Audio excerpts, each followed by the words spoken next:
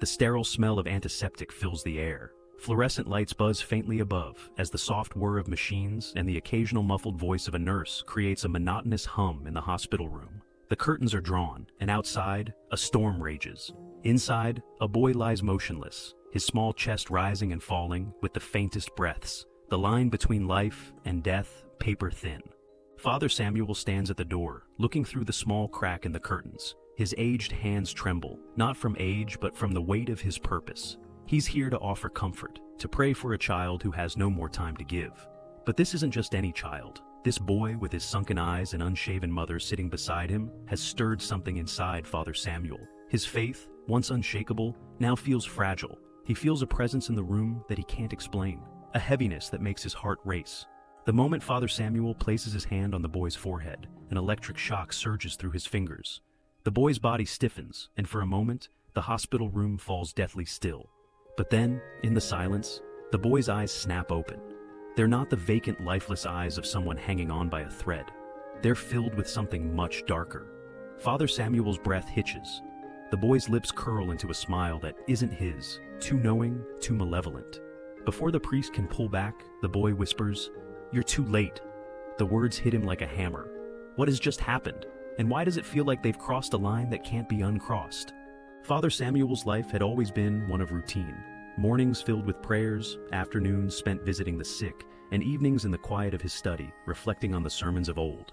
He had devoted himself to a life of service, to helping those in need, to guiding the lost. The church was his sanctuary, a place of peace, of certainty.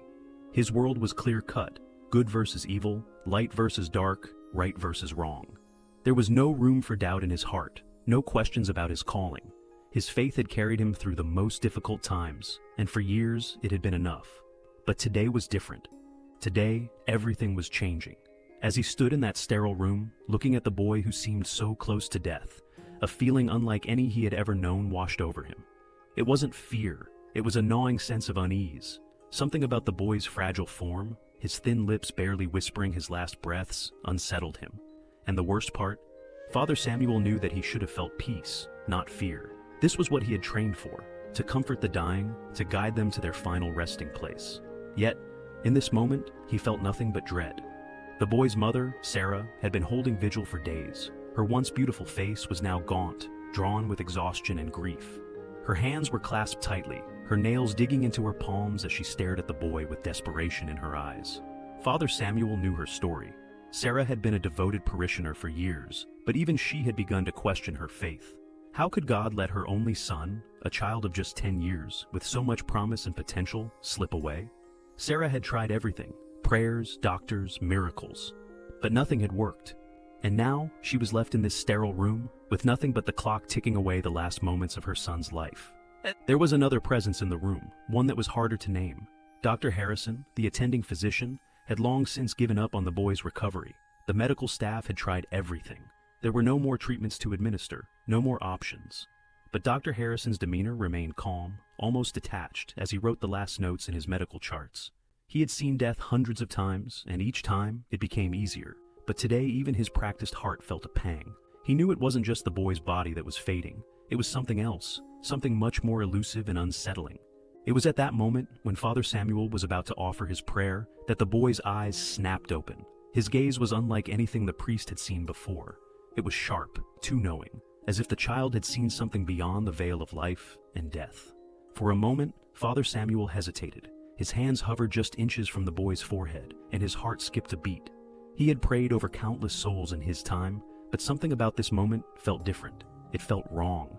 The boy's lips parted, and in a voice that was both soft and chilling, he whispered, "You're too late." The words sent a jolt through Father Samuel's body, leaving him frozen in place. It wasn't the words themselves, it was the tone, the conviction. The boy wasn't just a sick child. He wasn't just someone on the brink of death. It was as though he had crossed over to some other realm, one that had no business involving the living. Father Samuel blinked and recoiled. This wasn't right. This wasn't how it was supposed to happen. He reached out to touch the boy again, but as his fingers brushed against the child's forehead, the boy's body jerked, and the priest recoiled as if struck by an electric shock. Father Samuel stepped back, his mind racing. He felt disoriented, like the ground beneath him had shifted. His instinct screamed at him to leave, to retreat, but his faith urged him to stay. Was this a test? Was this some kind of divine message? He had seen signs, yes, but this felt more like a warning. His heart pounded in his chest, the echoes of the boy's chilling words ringing in his ears. He needed to act, but what should he do? His hands trembled, and he grasped the edge of the bedside table for support. It wasn't just fear he felt. It was confusion, doubt. For the first time in his life, Father Samuel wasn't sure where his faith stood, but he couldn't abandon the boy, not now, not when there was still hope.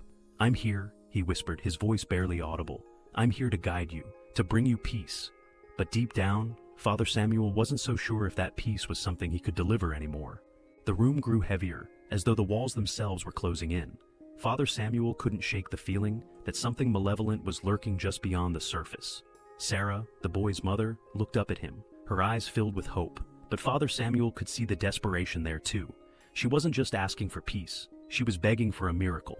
But what could he offer her? He was just a man, a servant of God, and he had always believed that faith would guide him, that prayer would be enough. But this wasn't a simple case of dying. This felt like something else entirely. The boy wasn't just passing from this world, it felt like he was crossing into something darker, and that darkness was following him. The boy's breathing had become more erratic, each inhalation sounding more like a gasp. His eyes never left Father Samuel's, and as the priest tried to pray, he could feel the weight of those eyes drilling into him, pulling him deeper into something he didn't understand. The boy's body jerked again, and Father Samuel felt a chill seep through his bones, a coldness that wasn't from the room. It was as if the child's body was no longer his own, as if something else was controlling it. And in that moment, Father Samuel realized that he was not just witnessing a child's death. He was witnessing something far darker, something that would change everything. Father Samuel turned towards Sarah, his lips moving, but no words came out. His eyes flicked to the boy once more, and his body felt as though it was suffocating under an unseen weight. The boy's body convulsed, and then, in a voice so quiet it seemed to come from the depths of the room itself, the child spoke again.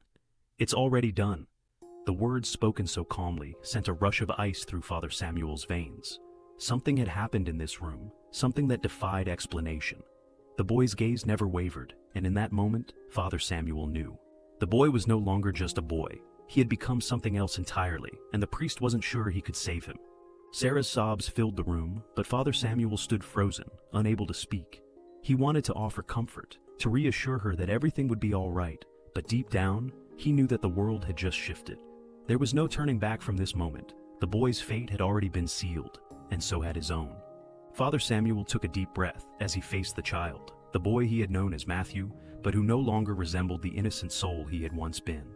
The room felt colder now, as though the very air had become charged with something malevolent, something ancient. Sarah clutched his arm, her hand trembling, but he couldn't offer comfort, not yet. The time for gentle words was gone. Only strength would do now. "Father, what do we do? Is there hope for him?" Sarah's voice quivered, her eyes locked onto Matthew.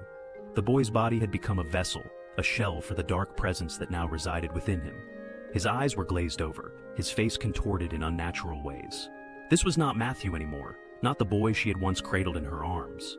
This was something else, something evil. Father Samuel didn't answer her immediately. He wasn't sure himself. He had seen cases of possession before, but never like this. This wasn't just a demonic force. It was a cunning, intelligent presence.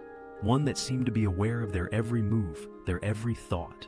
It had been a long time since he had faced such a force, and he could feel his own faith wavering for a split second, as if questioning if he was truly up to the task. The air crackled with tension, the child's body jerked violently, and for a brief moment, his voice, a hoarse, guttural sound, broke the silence. "He is mine."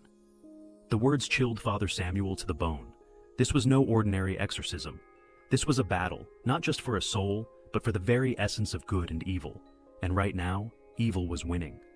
Father Samuel gathered his strength, reciting the prayers under his breath. But they felt weak in the face of what they were up against. Each word of scripture he uttered felt swallowed by the overwhelming darkness that surrounded them. He glanced at Sarah, whose face was ashen, her eyes filled with a hopelessness that threatened to pull them both into despair. Father Samuel had spent years preparing for this moment, or so he thought. He had studied the ancient texts, performed countless rituals, and spoken with many who had faced similar horrors. He had always believed that faith would be enough, that if he held fast to his beliefs, he could overcome anything. But this was different. This was not just a child under the influence of some malevolent force. This was something else entirely, a creature of darkness, a force that didn't just want to take over the boy. It wanted to make him a puppet, a living embodiment of destruction. The weight of the situation began to dawn on him fully. As he looked at Sarah, who had fallen to her knees beside Matthew, he could see the love and pain in her eyes. She had always been the strong one, standing tall for Matthew, giving him everything she had, even when the world seemed against them. But now, even she was crumbling under the strain of seeing her son, her flesh and blood, reduced to a tool of evil. Father Samuel closed his eyes for a moment, centering himself. His hand rested on the Bible that he had always carried with him, his last anchor in a sea of doubt. He had to stay strong for both of them. For Matthew. He couldn't allow himself to waver. The boy needed him to be a pillar of light in the darkness. Sarah needed him to hold the line. As he prayed again, a small flicker of hope ignited within him. Faith was not about the absence of fear. It was about standing firm despite it. It was about knowing that no matter how dark things seemed, the light would always find a way to pierce through. Sarah's mind raced, her heart pounding in her chest. How had they come to this? Just days ago, Matthew had been full of life, playing with his dog, laughing with his friends, a beacon of hope in their small community. She had never imagined a day like this would come. The boy who had once wrapped his tiny fingers around her hand and pulled her into his world was now lost to something she couldn't comprehend. She glanced at Father Samuel as he muttered prayers under his breath. She knew he was trying, but it felt as though they were powerless against whatever force was controlling Matthew. The dark presence within her son had already begun to take root in her own mind, feeding off her fear, her guilt.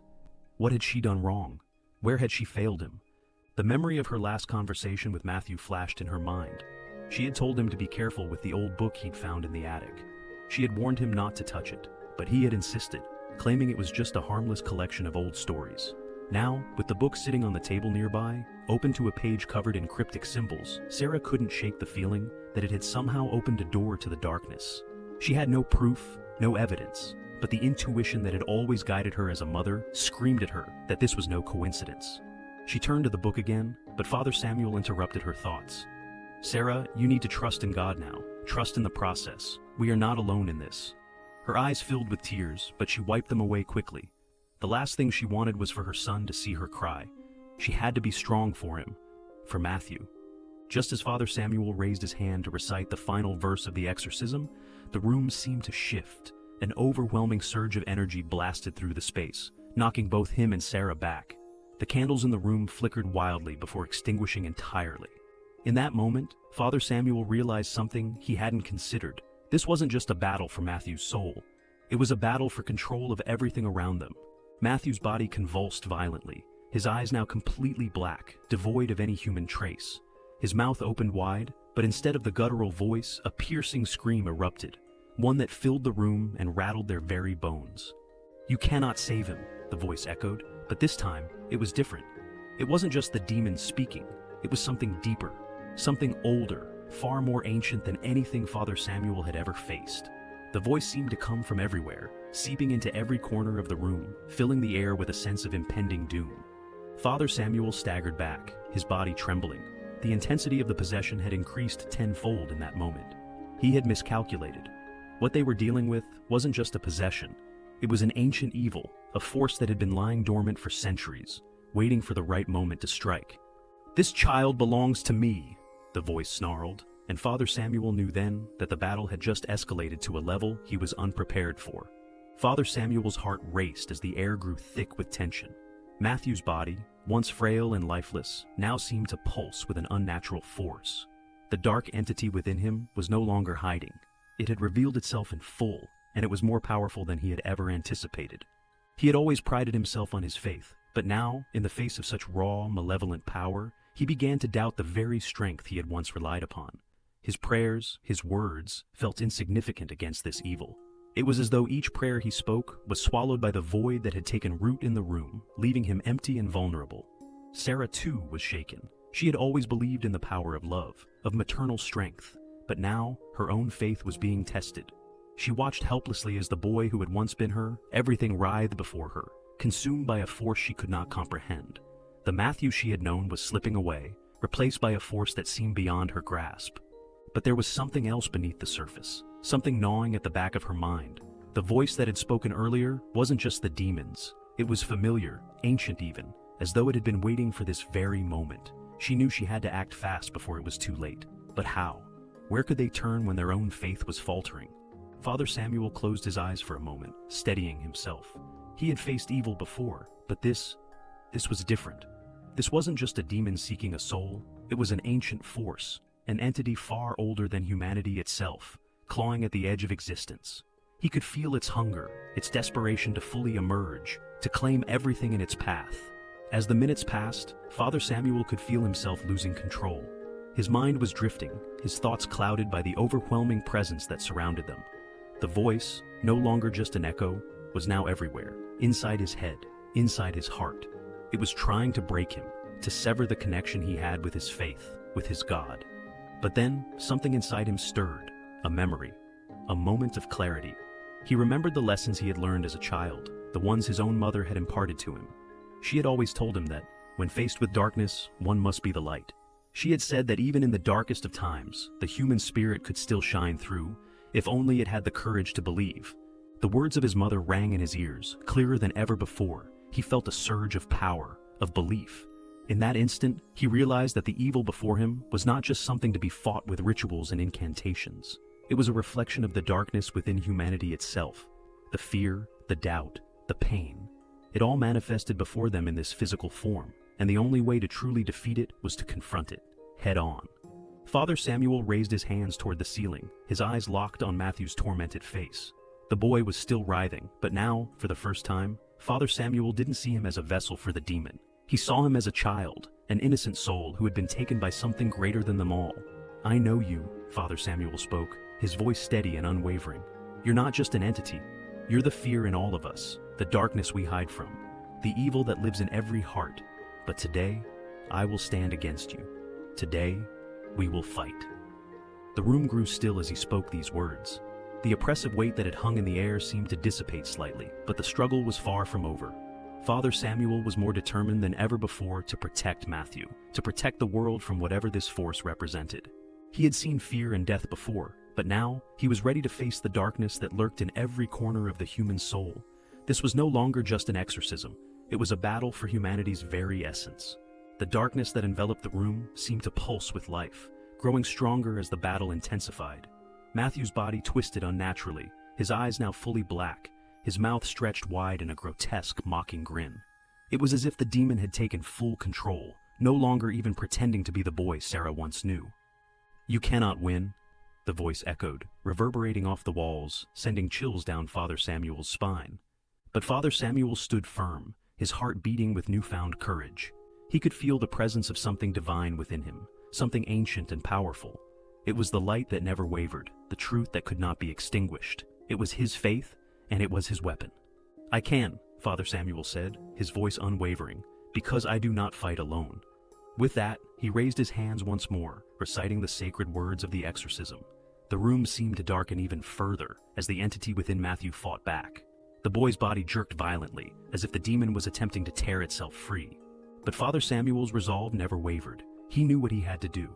This was the moment where the battle for Matthew's soul would either be won or lost. The light within him grew brighter, and in that brightness, he could feel something stir in Matthew. He could see the flicker of the boy he had been before all of this had begun, a small spark of hope. The boy's body trembled as the entity struggled within him, but slowly, painfully, Matthew's eyes returned to their original state.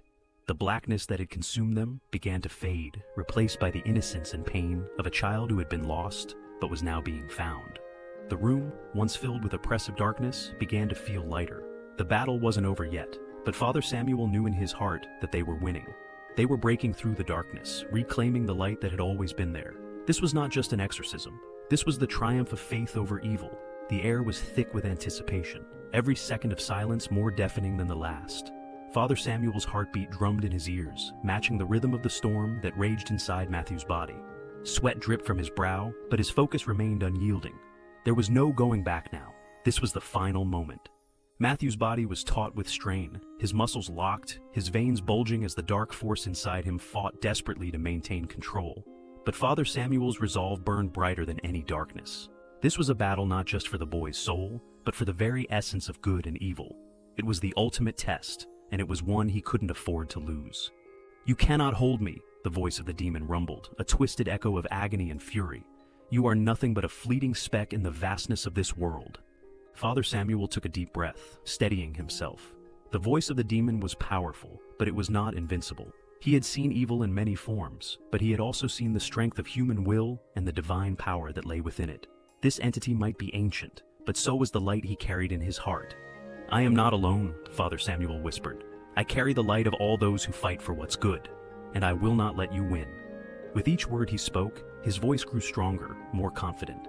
The incantations he recited seemed to pulse with energy, surrounding the room with an invisible barrier that pushed back against the darkness. He could feel it now. He wasn't fighting just for Matthew, he was fighting for every soul touched by the evil this demon had tainted, every person the demon had ever corrupted. The air crackled, the room vibrating with energy as the demon screamed in frustration. Matthew's body was still, the struggle now a battle of wills. Father Samuel's voice grew louder, his chants echoing through the air. The demon's grip on the boy weakened as the light within Matthew started to rise. And then, in a moment of sudden clarity, Father Samuel saw it, the flicker of recognition in Matthew's eyes. The demon had been cast out, if only for a fleeting moment, and in its place was the soul of the boy who had been lost. Father Samuel reached out, placing a steady hand on Matthew's forehead, feeling the warmth of his skin once more. "You are not alone," Father Samuel repeated. "You are free."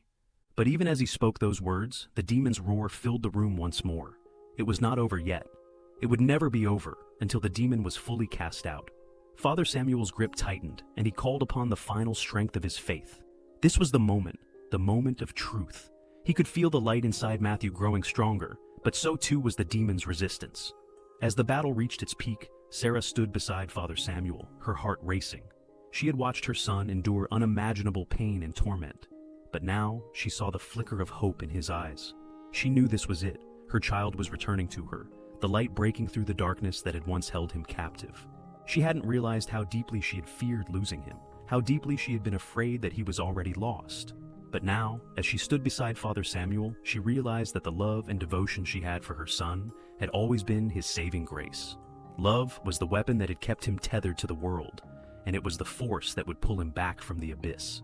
Sarah placed her hand on Matthew's shoulder, feeling the tension in his body slowly dissipating. He was trembling, but it was no longer the violent shaking of a boy consumed by evil. This was the shiver of someone awakening, someone who had endured hell and was now finally free. The room was still, the air thick with the weight of everything they had fought for. Father Samuel's chants grew softer now, almost as if he was communicating silently with the divine force that had guided him here. The demon's resistance had faltered, and its grip on Matthew was slipping away with every passing second. Matthew's eyes fluttered open once more, but this time, there was no darkness in them. They were clear, wide with innocence, with the remnants of a pain he could now finally begin to process.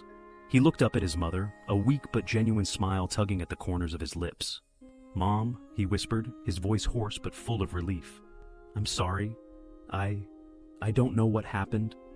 Tears welled up in Sarah's eyes as she pulled her son into an embrace, holding him tight against her chest. The weight of the past days, the fear, the anguish, all seemed to melt away in that moment. They had won. They had defeated the darkness, and Matthew was home.